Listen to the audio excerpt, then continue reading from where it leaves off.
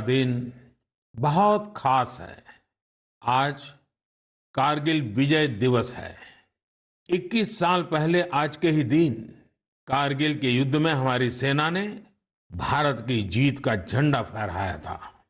साथियों, कारगिल का युद्ध जिन परिस्थितियों में हुआ था वो भारत कभी नहीं भूल सकता। पाकिस्तान ने बड़े बड़े मंसूबे पालकर भारत की भूमि हथियाने और अपने यहाँ चल रहे आंतरिक कलह से ध्यान भटकाने को लेकर दुस्साहस किया था। भारत तब पाकिस्तान से अच्छे संबंधों के लिए प्रयासरत था, लेकिन कहा जाता है ना, बैरू अकारन सब काहू सौ, जो कर हित अनहित ताहू सौ। यानी दुष्ट का स्वभाव ही होता है हर किसी से बिना वजह दुश्मनी करना। ऐसे स्वभाव के लोग जो हित करता है उसका भी नुकसान ही सोचते हैं। इसलिए भारत की मित्रता के जवाब में पाकिस्तान द्वारा पीठ में छुरा घोंपने की कोशिश हुई थी, लेकिन उसके बाद भारत की वीर सेना ने जो पराक्रम दिखाया, भारत ने अपनी जो ताकत दिखाई, उसे पूरी दुनिया ने देखा। आप कल्पना कर सकते हैं, ऊंचे पहाड़ों पर बैठा हुआ दुश्मन और नीचे से लड़ रही हमारी सेनाएं, हमारे वीर जवान। लेकिन जीत पहाड़ की ऊंचाई की नहीं, भारत की सेनाओं के ऊंचे हौसले और सच्ची वीरता की हुई।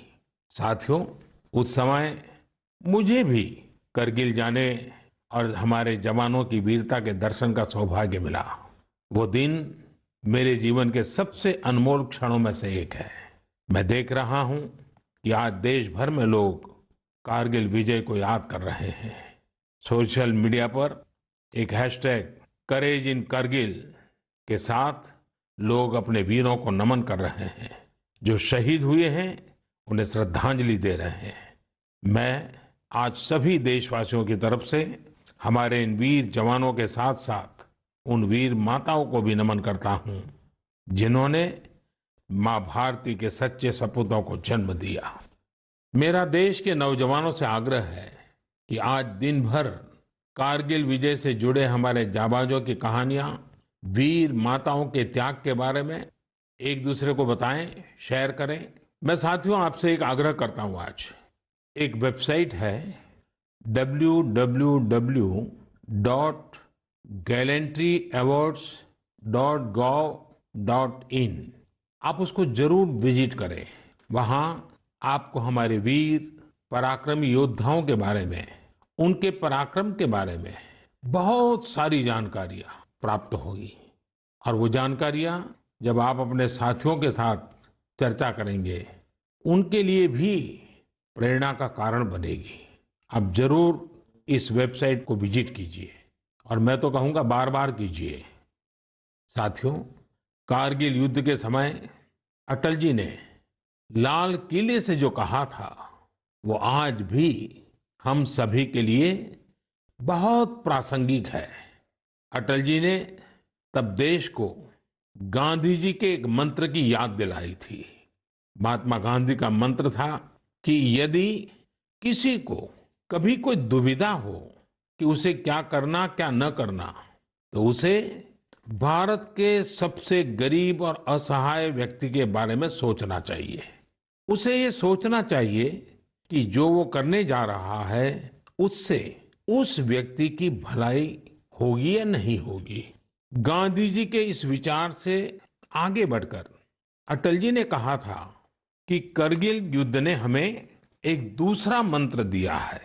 ये मंत्र था, कोई महत्वपूर्ण निर्णय लेने से पहले हम ये सोचें कि क्या हमारा ये कदम उस सैनिक के सम्मान के अनुरूप है जिसने उन दुर्गम पहाड़ियों में अपने प्राणों की आहुति दी थी। आइए अटल जी की आवाज में ही उनकी इस भावना को हम सुने, समझे, और समय की मांग है कि उसे स्वीकार करें। हम सभी को याद है कि गांधी जी ने हमें एक मंत्र दिया था। उन्होंने कहा था कि यदि कोई दुविधा हो कि तुम्हें क्या करना है, तो तुम भारत के उस सबसे असहाय व्यक्ति के बारे में सोचो और स्वयं से पूछो कि क्या तुम जो करने जा रहे हो उससे उस व्यक्ति की भलाई होगी। कारगिल ने हमें दूसरा मंत्र दिया है, कोई महत्वपूर्ण निर्णय लेने से पहले हम ये सोचें कि क्या हमारा ये कदम उस सैनिक के सम्मान के अनुरूप है जिसने उन दुर्गम पहाड़ियों में अपने प्राणों की आहुति दी थी। साथियों, युद्ध की परिस्थिति में हम जो बात कहते हैं, करते हैं, उसका सीमा पर डटे सैनिक के मनोबल पर, उसके परिवार के मनोबल पर बहुत गहरा असर पड़ता है। ये बात हमें कभी भूलनी नहीं चाहिए और इसलिए हमारा आचार, हमारा व्यवहार, हमारी वाणी, हमारे बयान, हमारी मर्यादा, हमारे लक्ष्य, सभी कसौटी में ये जरूर रहना चाहिए कि हम जो कर रहे हैं, कह रहे हैं, उससे सैनिकों का मनोबल बढ़े, उनका सम्मान बढ़े, राष्ट्र सर्वोपरि का मंत्र लिए एकता के सूत्र में बंधे देशवासी हमारे सैनिकों की ताकत को कई हजार गुना बढ़ा देते हैं। हमारे यहाँ तो कहा गया है ना, संगे शक्ति कलो युगे। कभी कभी हम इस बात को समझे बिना सोशल मीडिया पर ऐसी चीजों को बढ़ावा दे देते हैं जो हमारे देश का बहुत नुकसान करती है। कभी कभी जिज्ञासावत फॉरवर्ड करते रहते हैं, पता है गलत है लेकिन करते रहते हैं। आजकल युद्ध केवल सीमाओं पर ही नहीं लड़े जाते हैं, देश में भी कई मोर्चों पर एक साथ लड़ा जाता है और हर एक देशवासी को उसमें अपनी भूमिका तय करनी होती है। हमें भी अपनी भूमिका देश की सीमा पर दुर्गम परिस्थितियों में लड़ रहे सैनिकों को याद करते हुए तय करनी होगी। मेरे प्यारे देशवासियों, पिछले कुछ महीनों से पूरे देश ने एकजुट होकर जिस तरह कोरोना से मुकाबला किया है, उसने अनेक आशंकाओं को गलत साबित कर दिया है। आज हमारे देश में रिकवरी रेट अन्य देशों के मुकाबले बेहतर है। साथ ही हमारे देश में कोरोना से मृत्यु दर भी दुनिया के ज्यादातर देशों से काफी कम है। निश्चित रूप से एक भी व्यक्ति को खोना दुखद है, लेकिन भारत अपने लाखों देशवासियों का जीवन बचाने में सफल भी रहा है। लेकिन साथियों, कोरोना का खतरा टला नहीं है। कई स्थानों पर यह तेजी से फैल रहा है। हमें बहुत ही ज्यादा सतर्क रहने की जरूरत है। हमें ये ध्यान रखना है कि कोरोना अब भी उतना ही घातक है जितना शुरू में था। इसलिए हमें पूरी सावधानी बरतनी है। चेहरे पर मास्क लगाना या गमछे का उपयोग करना, 2 गज की दूरी, लगातार हाथ धोना, कहीं पर भी थूकना नहीं, साफ सफाई का पूरा ध्यान रखना, यही हमारे हथियार हैं जो हमें कोरोना से बचा सकते हैं। कभी कभी हमें मास्क से तकलीफ होती है और मन करता है कि चेहरे पर से मास्क हटा दें। बातचीत करना शुरू करते हैं, जब मास्क की जरूरत होती है ज्यादा, उसी समय मास्क हटा देते हैं। ऐसे समय मैं आपसे आग्रह करूंगा, जब भी आपको मास्क के कारण परेशानी फील होती हो, मन करता हो उतार देना है, तो पल भर के लिए उन डॉक्टर्स का स्मरण कीजिए, उन नर्सों का स्मरण कीजिए, हमारे उन कोरोना वॉरियर्स का स्मरण कीजिए।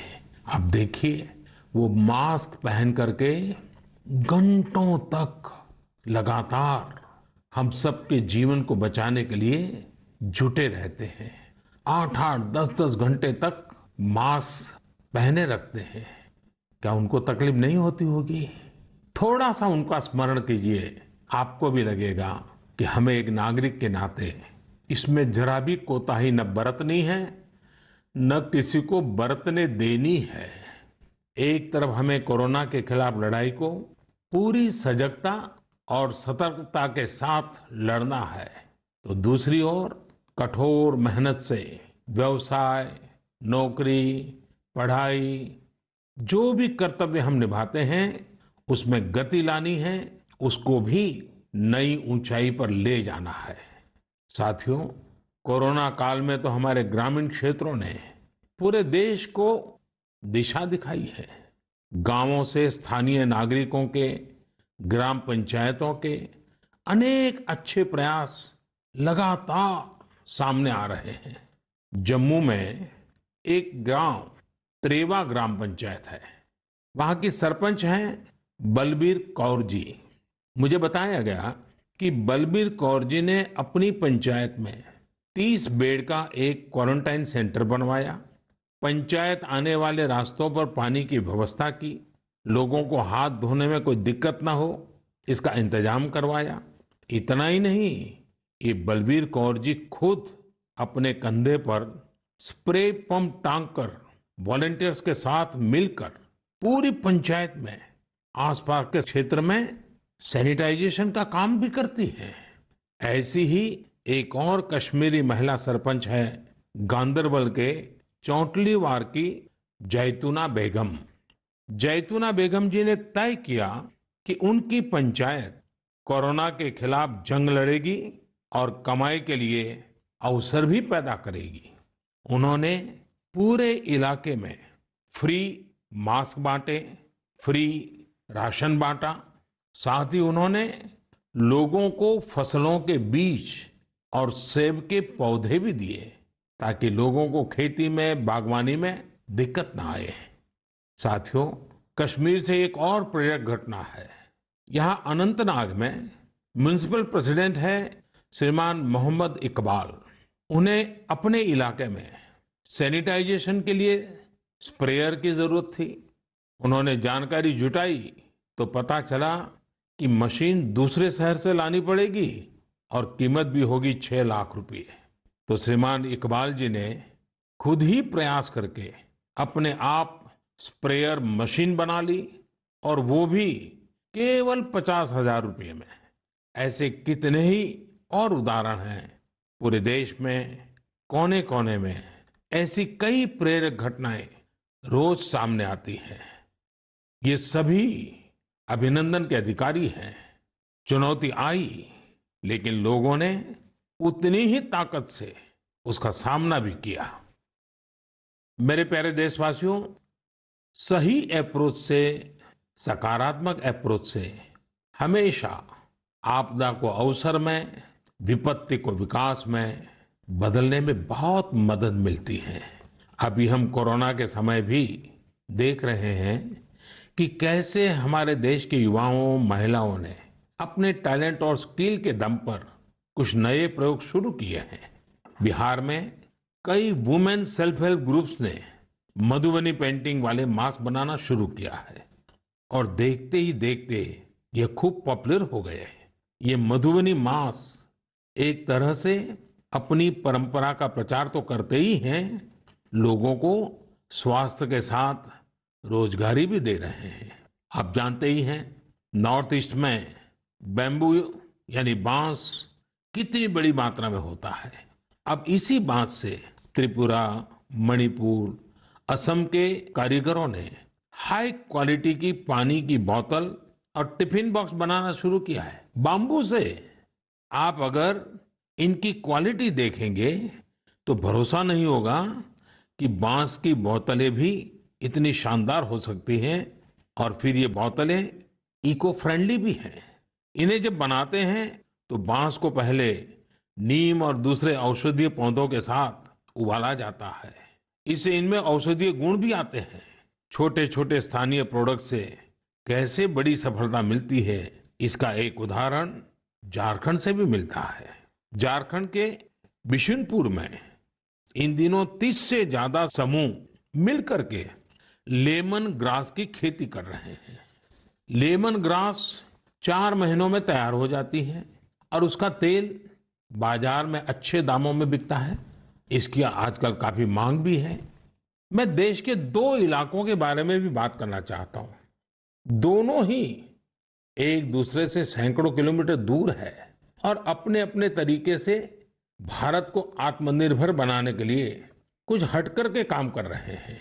एक है लद्दाख और दूसरा है कच्छ। लेह और लद्दाख का नाम सामने आते ही खूबसूरत वादियां और ऊंचे ऊंचे पहाड़ों के दृश्य हमारे सामने आ जाते हैं। ताजी हवा के झोंके महसूस होने लगते हैं। वहीं कच्छ का जिक्र होते ही रेगिस्तान, दूर दूर तक रेगिस्तान, कहीं पेड़ पौधा भी नजर ना आए, ये सब हमारे सामने आ जाता है। लद्दाख में एक विशिष्ट फल होता है जिसका नाम चूली या एप्रिकॉट यानी खुबानी है। ये फसल इस क्षेत्र की इकोनॉमी को बदलने की क्षमता रखती है, परंतु अफसोस की बात यह है कि सप्लाई चेन, मौसम की मार जैसी अनेक चुनौतियों से ये जूझता रहता है। इसकी कम से कम बर्बादी हो, इसके लिए आजकल एक नए इनोवेशन का इस्तेमाल शुरू हुआ है। एक ड्यूअल सिस्टम है जिसका नाम है solar apricot dryer and space heater. ये खुबानी और दूसरे अन्य फलों एवं सब्जियों को जरूरत के अनुसार सूखा सकता है, और वो भी हाइजीनिक तरीके से। पहले जब खुबानी को खेतों के पास सुखाते थे तो इससे बर्बादी तो होती ही थी, साथ ही धूल और बारिश के पानी की वजह से फलों की क्वालिटी भी प्रभावित होती थी। दूसरी ओर आजकल कच्छ में किसान ड्रैगन फ्रूट्स की खेती के लिए सराहनीय प्रयास कर रहे हैं। बहुत से लोग जब सुनते हैं तो उन्हें आश्चर्य होता है, कच्छ और ड्रैगन फ्रूट्स, लेकिन वहां आज कई किसान इस कार्य में जुटे हैं। फल की गुणवत्ता और कम जमीन में ज्यादा उत्पाद को लेकर काफी इनोवेशन किए जा रहे हैं। मुझे बताया गया है कि ड्रैगन फ्रूट्स की लोकप्रियता लगातार बढ़ रही है, विशेषकर नाश्ते में इस्तेमाल काफी बढ़ा है। कच्छ के किसानों का संकल्प है कि देश को ड्रैगन फ्रूट्स का आयात न करना पड़े। यही तो आत्मनिर्भरता की बात है। साथियों, जब हम कुछ नया करने का सोचते हैं, इनोवेटिव सोचते हैं, तो ऐसे काम भी संभव हो जाते हैं जिनकी आम तौर पर कोई कल्पना नहीं करता। जैसे कि बिहार के कुछ युवाओं को ही लीजिए। पहले सामान्य नौकरी करते थे। एक दिन उन्होंने तय किया कि वो मोती यानी पर्ल्स की खेती करेंगे। उनके क्षेत्र में लोगों को इस बारे में बहुत पता नहीं था, लेकिन इन लोगों ने पहले सारी जानकारी जुटाई, जयपुर और भुवनेश्वर जाकर ट्रेनिंग ली और अपने गांव में ही मोती की खेती शुरू कर दी। आज ये स्वयं तो इससे काफी कमाई कर ही रहे हैं। उन्होंने मुजफ्फरपुर, बेगूसराय और पटना में अन्य राज्यों से लौटे प्रवासी मजदूरों को इसकी ट्रेनिंग देनी भी शुरू कर दी है। कितने ही लोगों के लिए इससे आत्मनिर्भरता के रास्ते खुल गए हैं। साथियों, अभी कुछ दिन बाद रक्षाबंधन का पावन पर्व आ रहा है। मैं इन दिनों देख रहा हूं कि कई लोग और संस्थाएं इस बार रक्षाबंधन को अलग तरीके से मनाने का अभियान चला रहे हैं। कई लोग इसे वोकल फॉर लोकल से भी जोड़ रहे हैं, और बात भी सही है। हमारे पर्व हमारे समाज के, हमारे घर के पास ही किसी व्यक्ति का व्यापार बढ़े, उसका भी पर्व खुशहाल हो, तब पर्व का आनंद कुछ और ही हो जाता है। सभी देशवासियों को रक्षाबंधन की बहुत बहुत शुभकामनाएं।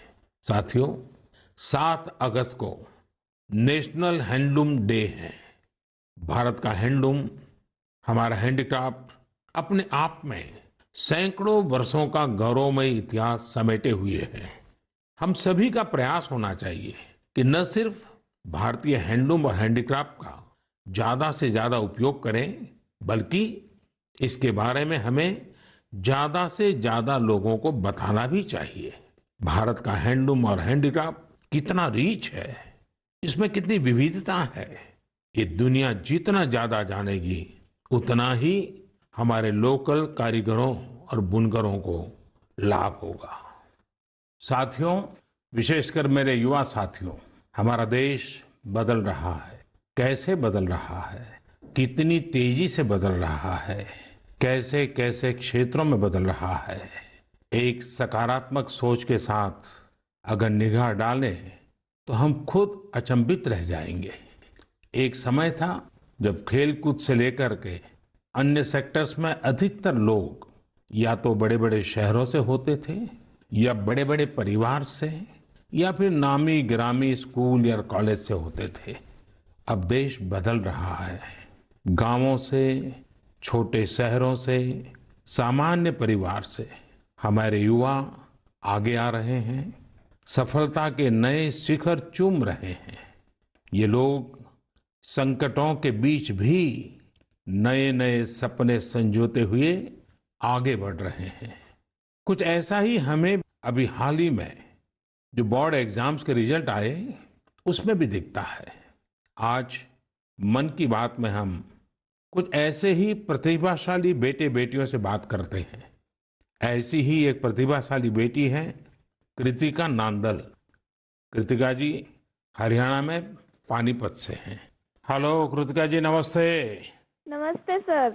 इतने अच्छे परिणाम के लिए आपको बहुत बहुत बधाई। धन्यवाद सर।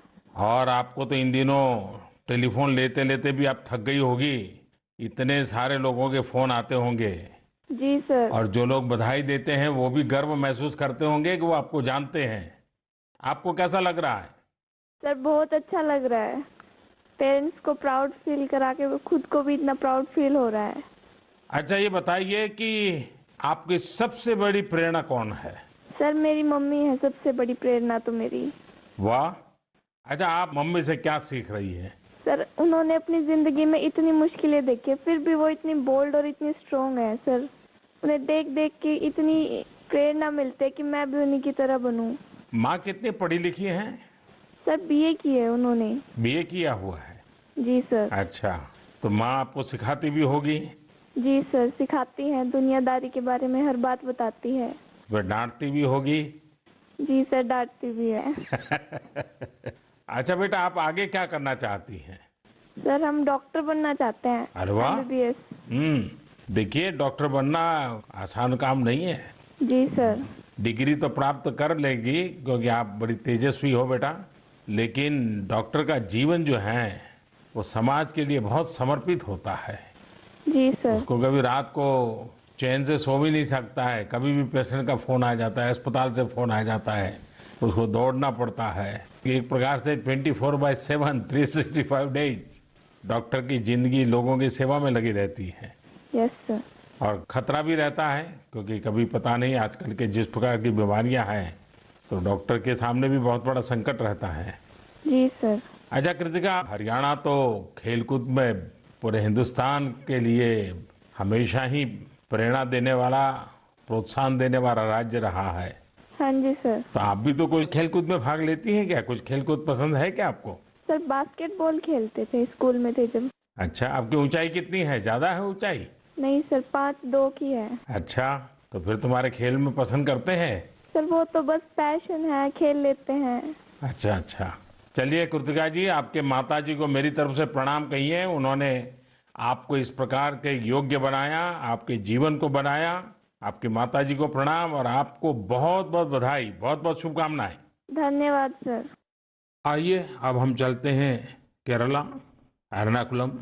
केरला के नौजवान से बात करेंगे। हेलो। हेलो सर, नमस्कार। So Vinayak, congratulations. Thank you sir. शाबाश विनायक, शाबाश। थैंक तो यू हाउ इज द जोश? Hi sir. Do you play any sport? Badminton. Badminton yes. in a school, or you had any chance to take a training? No, in school we have already get some training Mm-hmm. From our teachers, Ah, so thus and we get opportunity to participate outside wow. from the school itself. How many states you have visited? I have visited only Kerala and Tamil Nadu. Only Kerala and Tamil Nadu. Yes. So would you like to visit Delhi? Yes sir, now I am applying Delhi University for my higher studies. Wow. So you are coming to Delhi. Yes sir. Hmm. Tell me, do you have any message for fellow students who will give board exams in future? Hard work and proper time utilization. So the perfect time management. Yes sir. So Vinayak, I would like to know your hobbies. First of all, badminton, Mm-hmm. and then reading. Mm-hmm. So are you active on social media? No, we are not allowed to use any electronic items or gadgets in the school. So you are lucky. Yes, sir. Well, Vinayak, congratulations again and wish you all the best. Thank you, sir. आइए हम उत्तर प्रदेश चलते हैं। उत्तर प्रदेश में अमरोहा के श्रीमान उस्मान सैफी से बात करेंगे।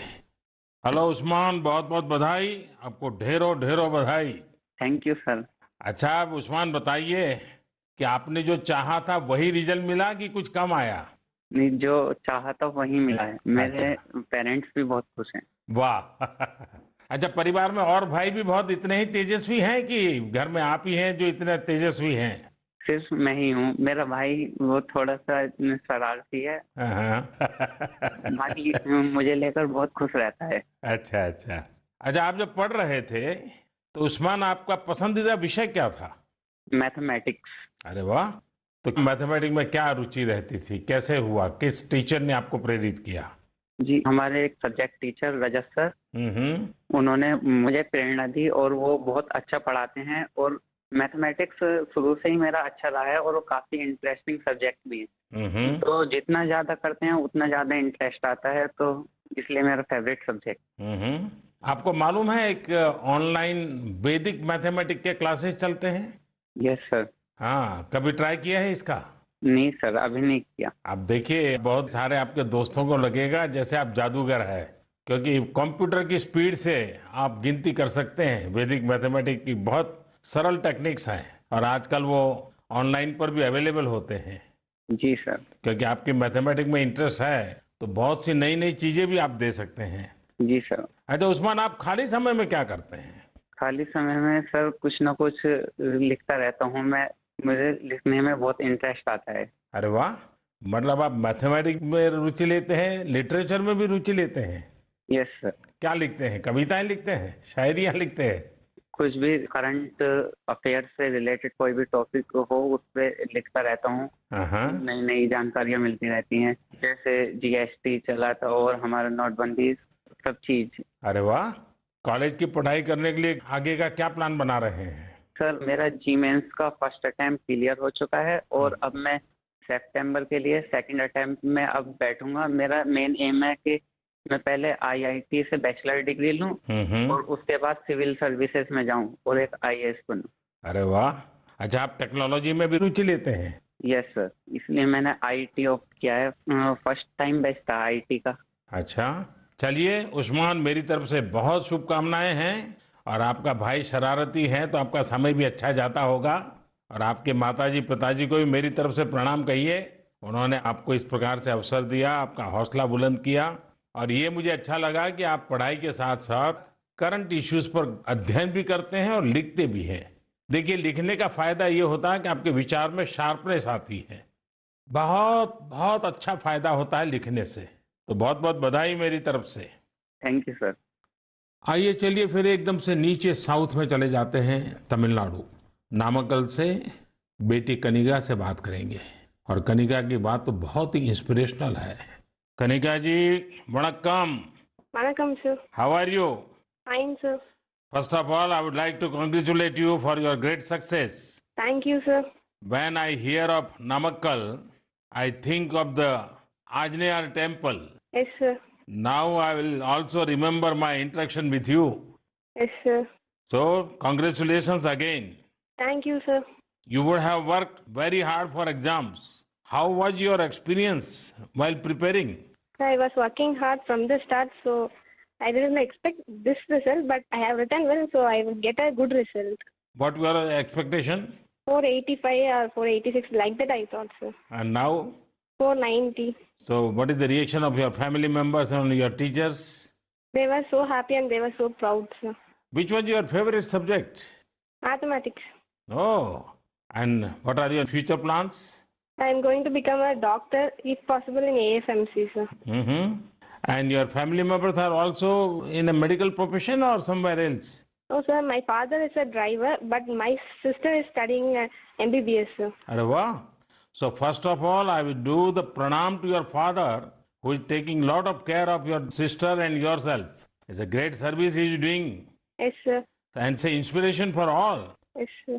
So my congratulations to you, your sister and your father and your family. Thank you, sir. साथियों, ऐसे और भी कितने युवा दोस्त हैं, कठिन परिस्थितियों में भी जिनके हौसले की, जिनकी सफलता की कहानियां हमें प्रेरित करती हैं।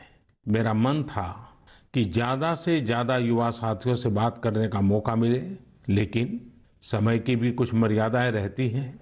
मैं सभी युवा साथियों को यह आग्रह करूंगा कि वो अपनी कहानी, अपनी जुबानी जो देश को प्रेरित कर सके, वो हम सबके साथ जरूर साझा करें। मेरे प्यारे देशवासियों, 7 समंदर पार भारत से हजारों मील दूर एक छोटा सा देश है जिसका नाम है सूरीनाम। भारत के सूरीनाम के साथ बहुत ही करीबी संबंध है। 100 साल से भी ज्यादा समय पहले भारत से लोग वहां गए और उसे ही अपना घर बना लिया। आज चौथी, 5वीं पीढ़ी वहां पर है। आज सूरीनाम में 1/4 से अधिक लोग भारतीय मूल के हैं। क्या आप जानते हैं, वहां की आम भाषाओं में से एक सरनामी भी भोजपुरी की ही एक बोली है। इन सांस्कृतिक संबंधों को लेकर हम भारतीय काफी गर्व महसूस करते हैं। हाल ही में श्री चंद्रिका प्रसाद संतोखी सूरीनाम के नए राष्ट्रपति बने हैं। वे भारत के मित्र हैं और उन्होंने साल 2018 में आयोजित person of Indian origin PIO parliamentary conference में भी हिस्सा लिया था। श्री चंद्रिका प्रसाद संतोखी जी ने शपथ की शुरुआत वेद मंत्रों के साथ की। वे संस्कृत में बोले। उन्होंने वेदों का उल्लेख किया और ओम शांति शांति शांति के साथ अपनी शपथ पूर्ण करी। अपने हाथ में वेद लेकर वे बोले, मैं चंद्रिका प्रसाद संतोखी। और आगे उन्होंने शपथ में क्या कहा? उन्होंने वेद का ही एक मंत्र का उच्चारण किया। उन्होंने कहा, ओम अग्ने व्रतपते व्रतम चरिष्यामि तच्छकेयम तन्मे हृद्यताम इदमहम नुतात सत्यमुपैमि। यानी, हे अग्नि, संकल्प के देवता, मैं एक प्रतिज्ञा कर रहा हूं, मुझे इसके लिए शक्ति और सामर्थ्य प्रदान करें। मुझे असत्य से दूर रहने और सत्य की ओर जाने का आशीर्वाद प्रदान करें। सच में यह हम सभी के लिए गौरवान्वित होने वाली बात है। मैं श्री चंद्रिका प्रसाद संतोखी को बधाई देता हूं और अपने राष्ट्र की सेवा करने के लिए 130 करोड़ भारतीयों की ओर से उन्हें शुभकामनाएं देता हूं। मेरे प्यारे देशवासियों, इस समय बारिश का मौसम भी है। पिछली बार भी मैंने आपसे कहा था कि बरसात में गंदगी और उनसे होने वाली बीमारियों का खतरा बढ़ जाता है। अस्पतालों में भीड़ भी बढ़ जाती है। इसलिए आप साफ सफाई पर बहुत ज्यादा ध्यान दें।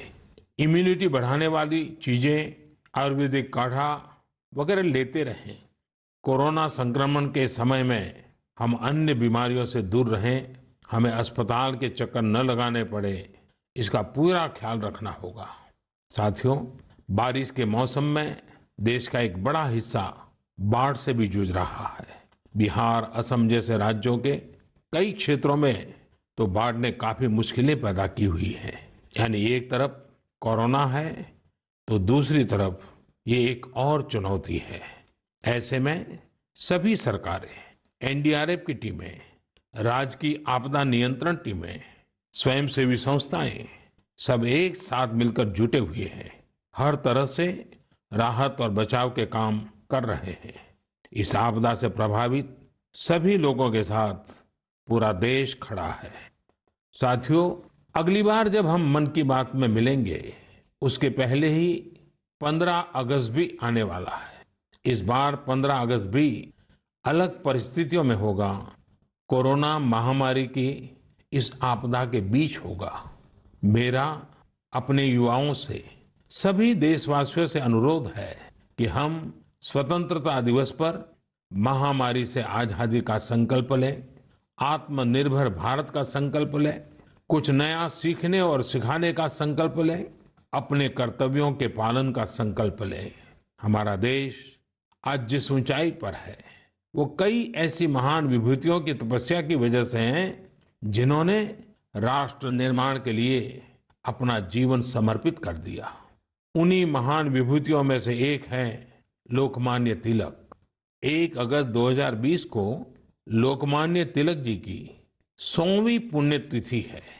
लोकमान्य तिलक जी का जीवन हम सभी के लिए बहुत बड़ी प्रेरणा है, हम सभी को बहुत कुछ सिखाता है। अगली बार जब हम मिलेंगे तो फिर ढेर सारी बातें करेंगे, मिलकर कुछ नया सीखेंगे और सबके साथ साझा करेंगे। आप सब अपना ख्याल रखिए, अपने परिवार का ख्याल रखिए और स्वस्थ रहिए। सभी देशवासियों को आने वाले सभी पर्वों की बहुत बहुत शुभकामनाएं। बहुत बहुत धन्यवाद।